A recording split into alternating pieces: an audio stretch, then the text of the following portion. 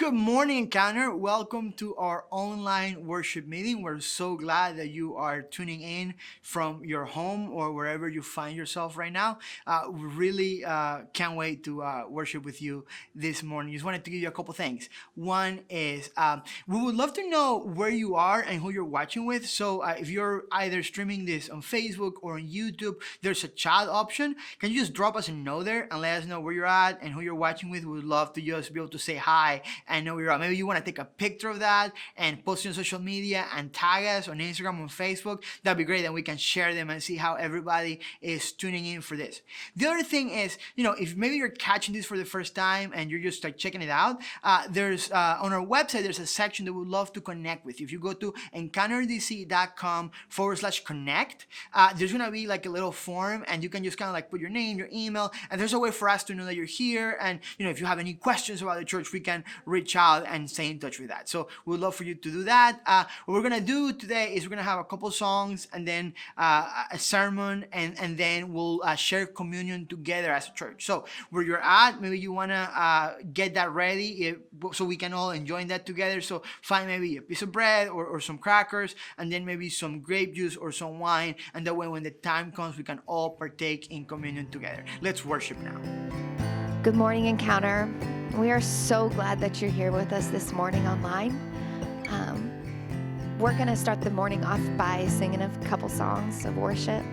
And our prayer and our hope is that in this time, when it's so easy to distance ourselves from God and get preoccupied with Netflix and all that other stuff, that this is a time that you can take to lean into your relationship with God and connect with Him. We hope and pray that over you this morning. So won't you sing with us? This is my prayer in the desert, when all that's within me feels dry. This is my prayer in my hunger and need. My God is the God who provides. This is my prayer in the fire, in weakness or trial or pain. There is a faith proved of more worth than gold, so refine me, Lord, through the flame. I will bring praise, I will bring praise. No weapon formed against me shall remain. I will rejoice, I will declare, God is my victory and He is here.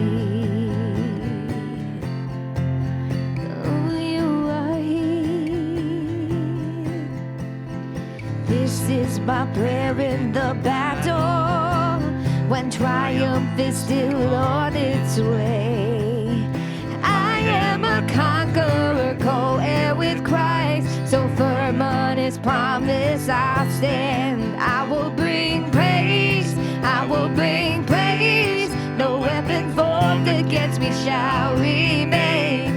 I will rejoice, I will declare, God is my victory and He is here. All of my life, in every season, you are still God. I have a reason to sing. I have a reason to worship. All of my life, in every season, you are still God. I have a reason to sing. I have a reason to worship. All of my life, in every season, you are still God. I have a reason to sing. I have a reason to worship. I will bring praise, I will bring praise. No weapon formed against me shall remain. I will rejoice, I will declare, God is my victory and He is here. You are here. This is my prayer in the harvest, when favor and providence flow. to be emptied again. The seed I've received, I will sow.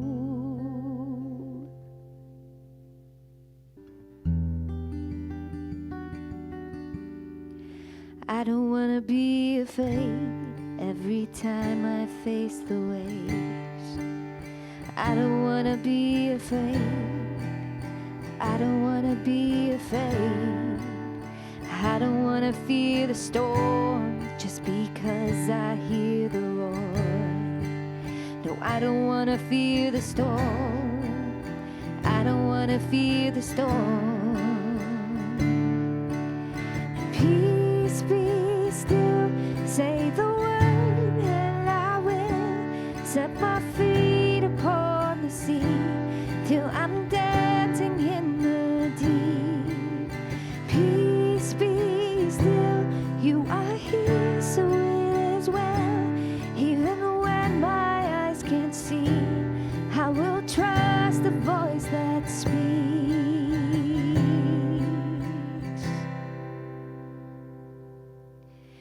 I'm not gonna be afraid, 'cause these waves are only waves. I'm not gonna be afraid. I'm not gonna be afraid. I'm not gonna fear the storm. You are greater than its roar. I'm not gonna fear the storm. Oh, I'm not gonna fear it all. Peace be still, say the word and I will set my feet upon the sea till I'm dancing in the deep. Oh, peace be still, you are here, so it is well. Even when my eyes can't see, I will trust the voice that speaks. Peace, peace over me, Lord. Peace, peace over me.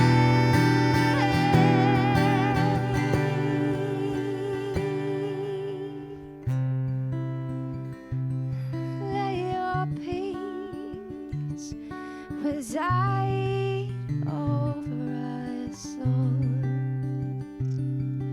We need it. We need you, Lord. Oh, yes, we do. Yes, we do, Lord. Hear a cry, let our faith increase. Yeah. Let faith rise up, oh heart, believe. Let faith rise up in me. Let faith rise up, oh heart, believe. Let faith rise up in me. Let faith rise up, oh heart, believe. Let faith rise up in me. Let faith rise up, oh heart, believe. Let faith rise up in me. Oh, let faith rise up, oh heart, believe. Let faith rise up in me. And be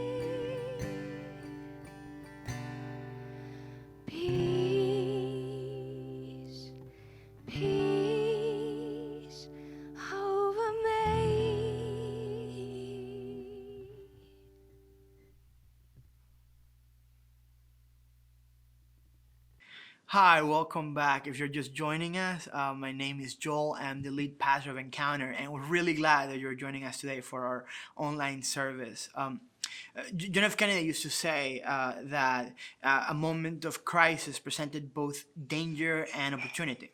And he was obviously talking about it in the context of his time. So there was the dangers of the Cold War, and there was all the opportunities of the technological and scientific advancements of the atomic age, and the bright future possibilities that were around that. But I think that those words that he said then apply to us today. We're at a moment of crisis, really, right? Like, we're at a moment that there is a very real health danger, that there's people that are losing their lives. There are people that their health is being affected, some of the most vulnerable people, and that's spilling out in all sorts of ways. So there's people that have been affected by this economically, people that are not being able to work right now, whose income has been affected, and then there's other people that, like most of America right now, we're staying at home right now, and that's, maybe some of us are fortunate enough that we're able to continue working, and this is a way in which you can support the efforts of the nation and the world, really trying to fight this virus. But that also takes a toll, right? Like, it's a moment of crisis, and it throws off a lot of like our life rhythms. It throws off the rhythms that we had with our families, with our friends. Maybe it's throwing off some of the rhythms that you had in your spiritual life, and how you sought God and how you prayed. I feel like I've worked more in the last couple of weeks than before, just because of scrambling to figure out how to transition everything in church to be online. So there's definitely a crisis. And I think that in a crisis, there is both danger and opportunity. There's a legit danger that, not only the people that are suffering, the real physical danger to their health because of the virus, but even to us that are, right now healthy and we're staying at home, there's a danger that this change in our schedule, the change in our rhythms and our patterns can take. I was reading a report from Sky News that one of the leading lawyers in China thought that there was going to be a spike in divorce in there because of, there's couples that are living one another 24/7, and they're just, getting into more fights, and there's no break from that, and the resentment and the bitterness just grows, and once this is over, they just don't want to see each other again. And it's obviously like an extreme case, and I'm hoping it doesn't come to that there. But there are dangers, right? Like, you talk to friends and say, hey, I think I'm going to gain 15, 20 pounds because I've eaten like every single piece of junk food I can find in this apartment. There's people that we're kind of like just numbing our minds on all the time off that we have. And, we're watching every show we can think of in Netflix, and we are just spending our time like just scrolling through Twitter and social media, just trying to consume the news. And there's a toll that takes, doesn't it? It affects our mood. It affects our emotion. Maybe there's people that you're struggling with, maybe like anxiety or even depression. And this time doesn't help that, right? Being isolated, being close doesn't help that. Maybe it's affecting your relationships with other people. You miss your friends, and you wish you could be closer to them. Like, this crisis has these very real dangers in our lives. And I think one of the biggest dangers is the danger that's going to happen to our spiritual life. That we've been working with some of the guys at our church, trying to develop a rule of life, and basically it's these practices in which we can organize our lives to seek God better. And it's like, commitment to spending time in prayer every day, spending time reading the scriptures every day, spending some time, worshiping God in all different sorts of ways. And we're like, starting to work on that, really excited about that. And then this happened, and it kind of like, we're talking how it threw off all of that effort and all those rhythms that we had been developing, and it feels like we have to start from scratch because now this feels almost like the new normal a little bit. But I also think that maybe there's an opportunity here. There's this passage in the book of Romans where the Apostle Paul was writing to this church, and he says that in all things, says, God works for the good of those who love him, who have been called according to his purpose. Now, Paul is not saying that God makes suffering happen or creates suffering. He's actually saying the opposite of that. He's saying because God's so committed to the good of people, because God loves people so much, even when we go through moments of pain and suffering, through moments of crisis like the ones we're going through right now, something good can come out of that. God can redeem that time. And I think that that's the opportunity that we have all presented today. That we can take the opportunity that this crisis presents us and redeem that and grow closer in our relationship with God and go closer with our community even though we're apart, and grow closer with our family even though it might sometimes feel stressful because we're around each other 24/7. What if we were to lean into these things and not pull back? Because one of the things that crisis does is that it just throws this wrecking ball into our rhythms and into the things that we're trying to do. And our temptation is to kind of just pull back because we don't know how to grab our bearings. And life is just happening to us. And we can do that for a short period of time. But any longer than that, it completely will disrupt whatever type of progress we were trying to make into our lives. So what we're doing is I want to make a pause on the series on forgiveness that we've been talking about, and just talk about for a couple of weeks on how do we lean into the things that are going to take us through this time. So when we look back at it, we're saying, you know what, that was an incredibly traumatic, crazy thing that happened, but we got through this. And it's only that we got through this, we're better on the other side. I feel closer in my relationship with God. I feel closer to my spouse. I feel closer to my friends. I feel like in my mission as a Christian, I've moved forward in my life. So today I just want to take a couple minutes to talk about this idea of leaning into God. And this is basically what I want to say. I know that schedules are crazy right now. I've seen a lot of the memes about how people are like, binge watching all these shows. I've worked harder the last couple of weeks than I've worked in a long time because we were scrambling, trying to figure out what it looks like to kind of like move church online and trying to like set up the technology and what can we do, what can we not do, all sorts of things. It's been a really difficult couple of weeks. My guess is that for a lot of you, it's been like that, hasn't it? Maybe you have a child and you weren't used to like being with your child at the time and working at the same time, and now you have to figure that out. It hasn't been an easy time. There feels like there's no margin whatsoever. But as the days go by and we're kind of like start to like grab our bearings and get used to it, there is also the reality that a lot of the things that we used to do, we can't do anymore.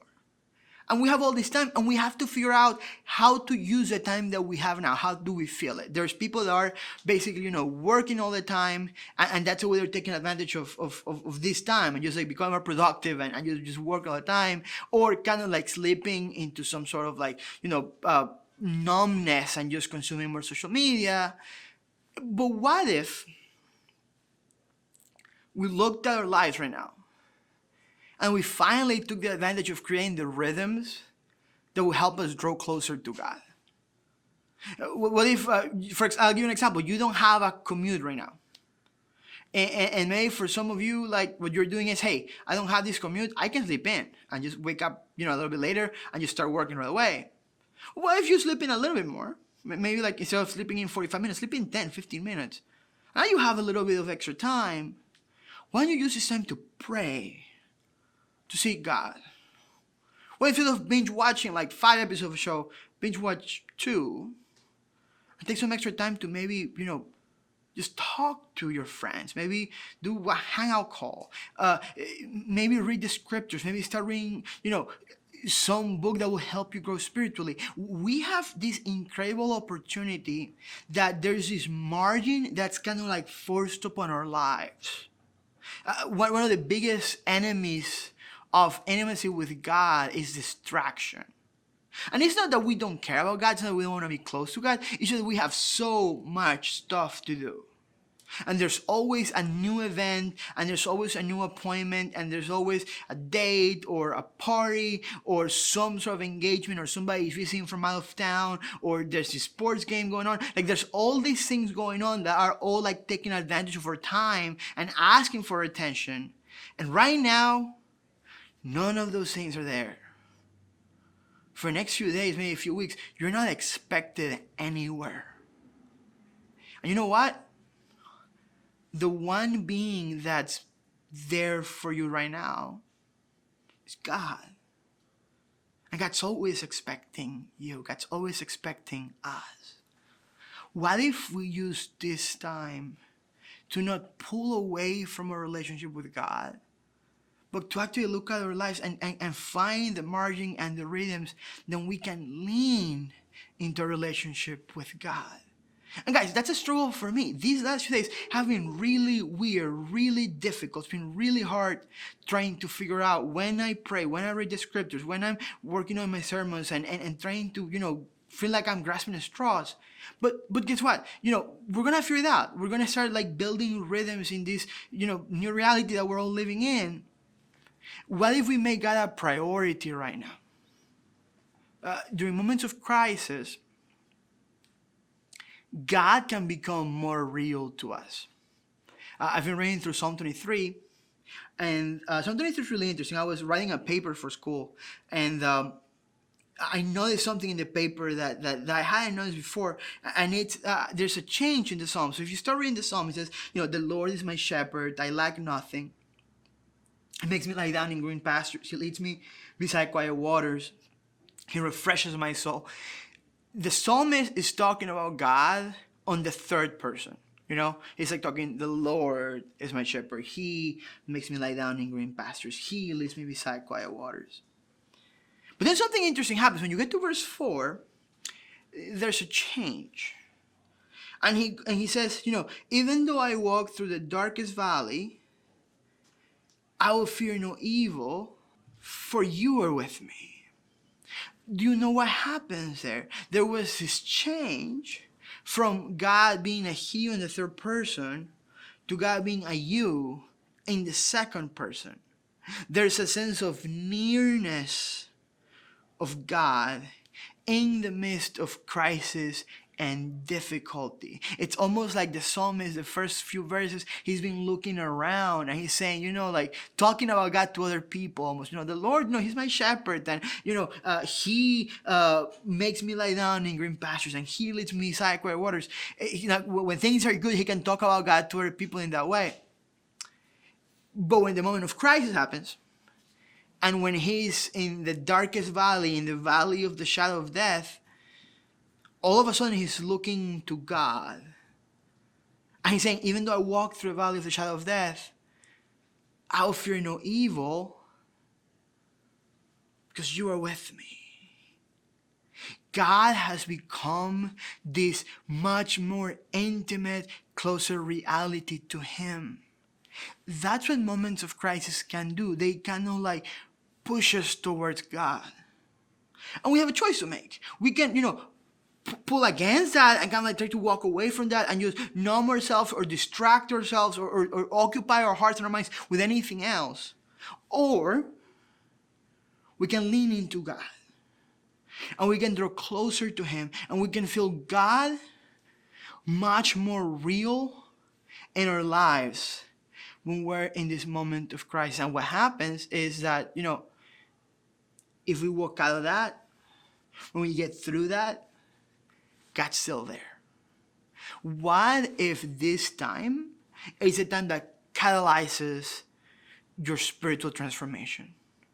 What if walking out this time, you're like, I was kind of seeking God, but not really knowing if he was real. And there's something that happened during that time that really started like seeking God and praying and reading the scriptures and just leaning into that. And all of a sudden, God just became this reality in my life. Guys, that's my hope for me, and that's my hope for you. Maybe you're watching this and you're not a Christian, and you're kind of like just checking this thing out. And my invitation is, you can lean into God too right now. You can also, open up your life to the story of Jesus and draw closer to God. Because guess what? God's already there. In this moment of crisis, God wants to be there for everybody.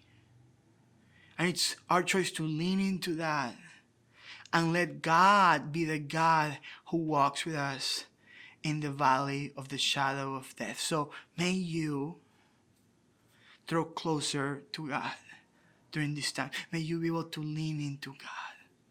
Grace and peace. Every Sunday when we gather together, we take a time in our service to celebrate communion. Communion is this really, ancient ritual that we believe Jesus instituted before he was arrested and crucified.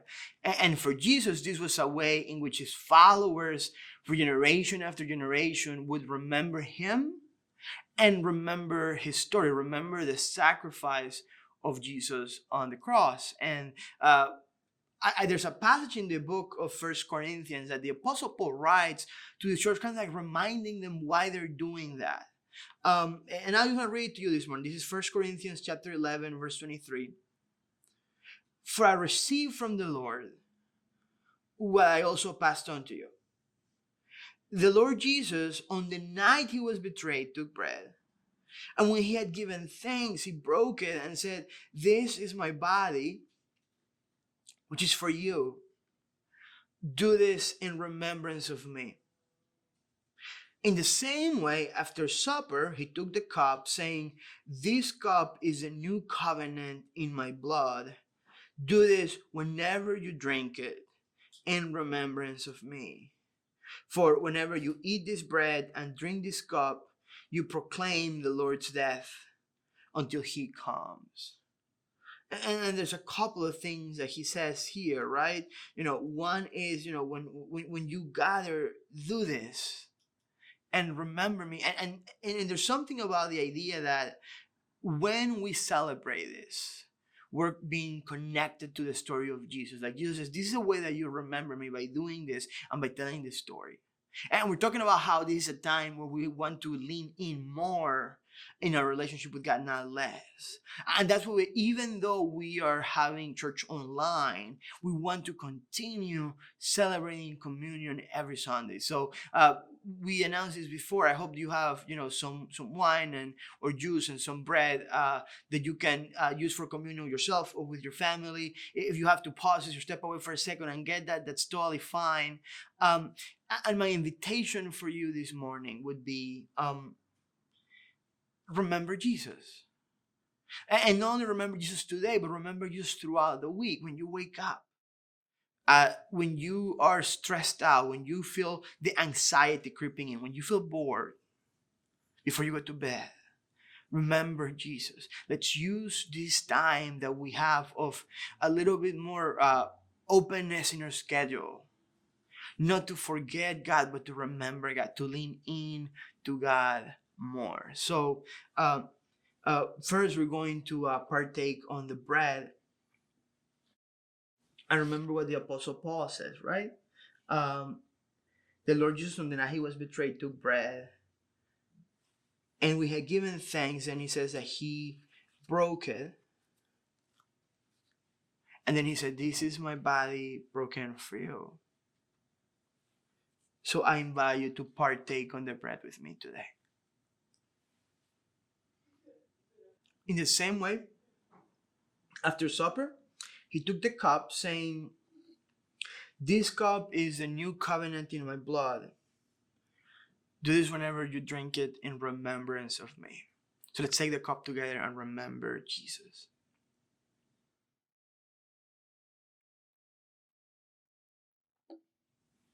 You pray with me. God, we thank you for your sacrifice. We thank you for what you've done. Thank you because in moments of disorientation, in moments of confusion, of anxiety, you are the one thing that remains solid in our lives. And help us keep you at the forefront of our minds. And remember your love, and remember the sacrifice of your Son, and remember your faithfulness. In the name of your Son, Jesus, we pray. Amen.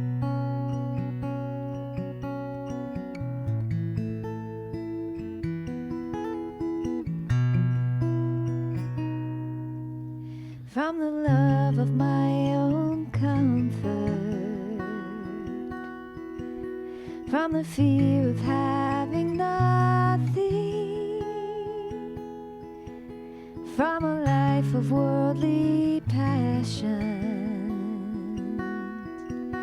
Deliver me, oh God, from the need to be understood, and from a need to be accepted, from the fear of being lonely.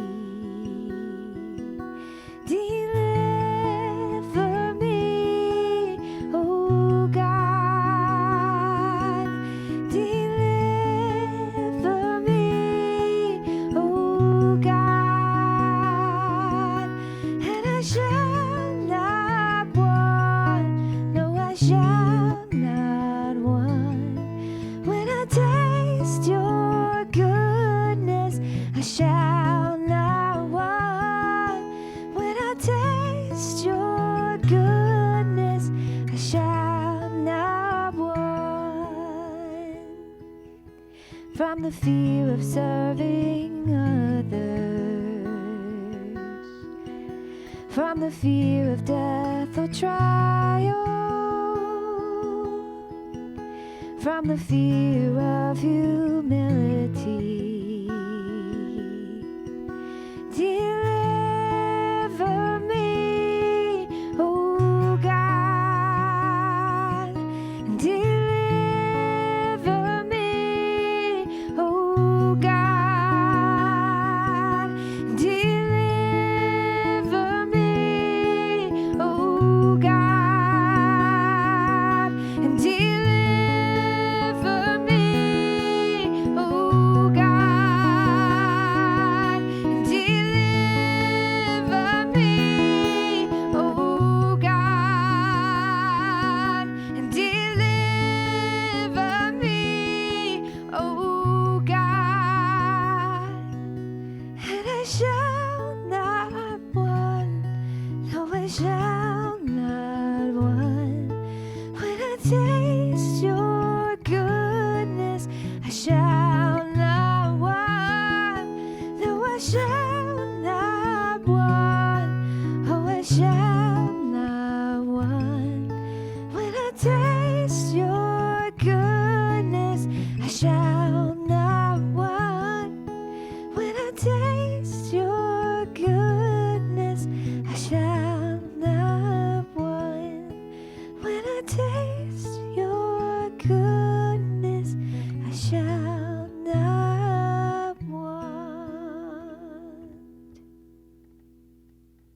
Just want to take a couple of minutes to give you a couple of announcements about how things are going to be for the time being. As you can see, we're kind of like shifting completely to an online setting. That's not only for our worship services on Sundays, but also our life groups and all sorts of other engagements. So the best thing you can do right now is go to encounterdc.com/online, and it's going to have all of the information of how you can continue to be engaged with us. One of the things that we're talking about today is the idea of leaning in. It's not only leaning in to God, it's also leaning into community, of being connected with one another. And right now, virtually is where we're going to have to do that. And we've created a lot of opportunities for that. We have a Facebook group where we can be interacting with one another. We are having daily prayer live streams at noon that you can kind of like join in and watch, and you can send a request for prayer in the chat. We've set up a hotline for prayer. It's an email, prayer@encounterdc.com, that you can send your prayer request, and we'll be praying for you throughout the week. We're gonna have a Zoom prayer meeting in the middle of the week on Wednesday. We can all come together and pray for one another. All of the information for that, all of the links, all of the ways in which you can get involved is encounterdc.com/online. And we would love for you to check that out and to get involved during this time, so we can also, check up on you and make sure you're doing okay. We would love for you to do that. Every time in our service, we also take a moment to talk about generosity.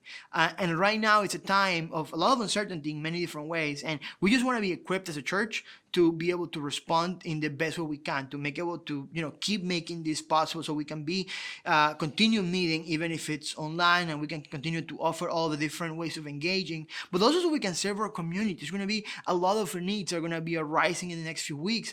And, the better equipped we are to serve the community, the more help that we can be in this neighborhood and in this place. And the way that happens is through your generosity, through your giving. So there's a website you can go to, encounterec.com/give, and you can click, you can do a one-time donation, you can sign up to a recurring donation, but your generosity can have a huge impact in the lives of people right now. So thank you for doing that. Every Sunday, the very last thing we do in our services is that we have a benediction. All that benediction means is a good word. And we believe that we live in a world where enough bad words are spoken over our lives from Monday through Friday. And church should be the one place where a good word is spoken over your life. So, my brothers and sisters of Encounter, may you know that God's there for you right now, in this moment. May you lean into that. May God become a reality in your experience. May you know that even though you walk through the valley of the shadow of death, you don't have to be afraid, because God is with you. Grace and peace.